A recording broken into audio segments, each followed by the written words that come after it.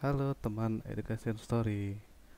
Pernahkah teman-teman mengalami kebocoran data dengan menggunakan media internet? Nah, saya punya satu tips bagaimana kita bisa mengetahui apakah email yang kita pergunakan apakah aman ataukah tidak. Ataukah mungkin email yang pernah kita pergunakan itu pernah dijebol oleh berbagai pihak yang tidak bertanggung jawab.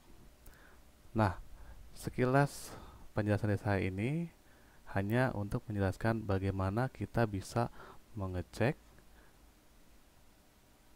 email yang kita punya apakah masih aman atau tidak.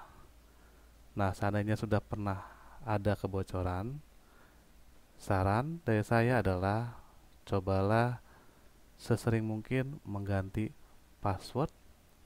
Kalau perlu mungkin bisa seminggu sekali atau per 3 hari sekali jikalau memang dibutuhkan. Nah, saya akan jelaskan bagaimana sih kita bisa mengetahui kalau email kita itu pernah ada kebocoran. Nah, pertama kita buka terlebih dahulu aplikasi Google-nya.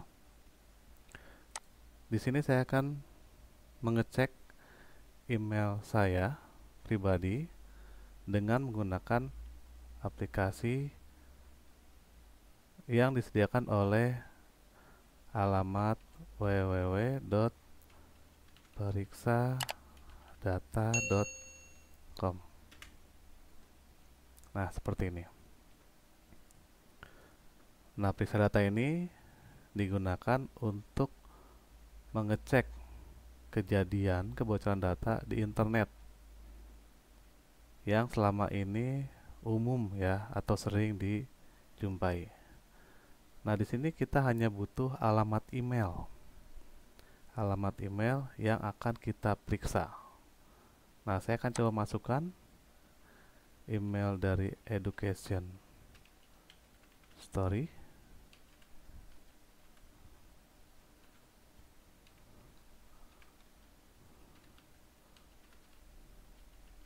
Nah, seperti ini. Nah, kita periksa sekarang. Nah, di sini masih mutar. Masuk selesai. Nah, kita scroll ke bawah. Nah, di sini ada penjelasannya. Wah, selamat. Berbagai insiden kebocoran data yang selama ini terjadi belum pernah melibatkan data pribadi milik kamu. Dan adapun jika data kamu bocor, nah sini kasih petunjuk nih. Ini yang harus kamu lakukan jika kamu telah menjadi korban kebocoran data. Yang pertama, segera ganti password yang kamu gunakan. Agar lebih aman, gunakan kombinasi huruf, angka, simbol di password yang kamu gunakan. Nah, ini saran saya juga kalau memang bisa 3 kali lah atau maksimal seminggu sekali itu harus diganti. Kalau memang emailnya memang aktif dipergunakan di semua aplikasi. Lalu yang kedua, aktivasi verifikasi 2 langkah agar akun milik kamu menjadi lebih aman. Nah, disarankan sih untuk menggunakan autentikator aplikasi daripada SMS. Lalu yang ketiga, jika kamu merasa kesulitan untuk mengingat banyak password, kamu bisa menggunakan password manager untuk menyimpan banyak password. Nah, ini yang saya cek tadi dengan menggunakan akun educationstory82@gmail.com. Nah, sekarang saya coba lagi dengan menggunakan email yang lain.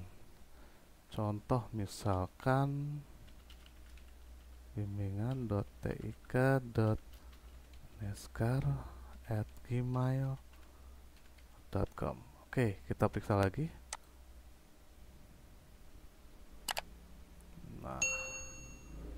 Nah, seperti ini. Jika ada dan pernah terjadi kebocoran data, maka disini akan dijelaskan. Bimbingan.tik.neskar@gmail.com telah menjadi korban 2 peristiwa kebocoran data. Di mana saja? Nah, di aplikasi Bukalapak. Nah, ini terjadi tanggal 23 Oktober 2017. Apa aja yang bocor? Email, alamat IP, nama lengkap, dan lain sebagainya. Nah, kita bisa lihat detail selengkapnya.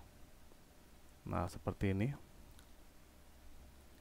Penjelasan singkat, data yang bocor. email, alamat, IP, nama lengkap, password, username. Update terakhir tahun 18 April 2019. Nah, kita back lagi. Tadi dia buka lapak, lalu berikutnya Tokopedia. Kita klik selengkapnya. Nah, ini penjelasannya.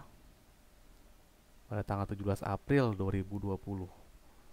Nah, jadi teman-teman Education Story harap berhati-hati ya jika memang emailnya ini sering koneksi ke internet, khususnya seperti tadi ya, terdaftar di Bukalapak, Tokopedia, Shopee, ataupun medsos ya. Nah, dimohonkan untuk kepada teman-teman semua untuk lebih sering. Yang pertama, mengganti password ya agar lebih aman. Diusahakan menggunakan kombinasi huruf, angka, dan simbol. Lalu melakukan aktivasi verifikasi 2 langkah. Ini biasanya di HP ada nih. Dan yang ketiga, jika memang sering gonta-ganti password, bingung pastinya ya. Nah, kamu bisa menggunakan password manager untuk menyimpan banyak password. Nah, sekian penjelasan dari saya. Semoga info yang saya sampaikan ini dan saya jelaskan bisa berguna dan bermanfaat untuk teman-teman Education Story sekalian. Terima kasih. Selamat malam.